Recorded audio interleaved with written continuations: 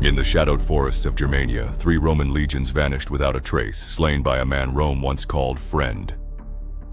His name was Arminius, a traitor to the eagle, a hero to his people. Rome burned for vengeance, but the emperor Tiberius refused the dagger, refused the poison, refused the easy kill. Arminius, a chieftain of the Cherusci, had served Rome faithfully until he orchestrated the annihilation of 3 Roman legions under Publius Quinctilius Varus. That loss humiliated Rome, and the eagle standards of the legions were lost to the Germanic tribes. This event sent shockwaves through the empire, and Emperor Augustus, in his old age, was said to have wandered his halls muttering, "Quinctili ver, legiones reda. Varus, give me back my legions."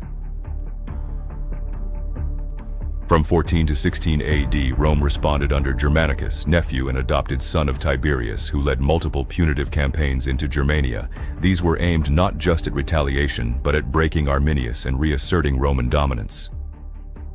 But Germania was brutal, untamable terrain. While Germanicus scored symbolic victories, recovering the lost eagle standards and humiliating Arminius in battle, he failed to kill or capture him.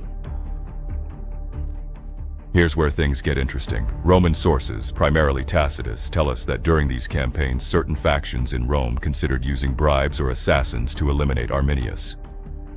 It's not hard to imagine. Rome had a long tradition of using poison, dagger, and gold to kill enemies when armies failed. But Tiberius, cold, cautious, and calculating, refused. He, Tiberius, would not consent to the assassination of Arminius by treachery, holding that the people of Rome must be avenged not by clandestine arts, but by open arms. Tiberius was a traditionalist in many ways. While not known for sentimentality, he valued Roman dignity and the concept of honorable war. Arminius had outsmarted Rome, yes, but Tiberius did not want his revenge to look like cowardice.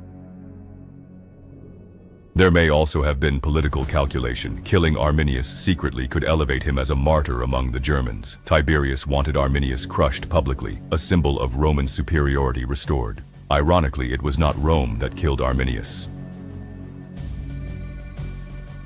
By 21 AD, Arminius had become too powerful among the Germanic tribes. His vision of a united German confederation crumbled under internal rivalries. He was assassinated by his own people, possibly relatives or rival chieftains who feared his growing power. Rome didn't kill him, but they smiled when they heard the news.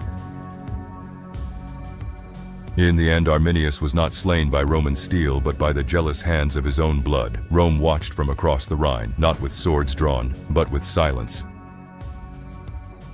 Tiberius chose honor over ease. Arminius died, not as a martyr, but as a man betrayed, and the Teutoburg forest remains a grave, not just of legions, but of lost revenge.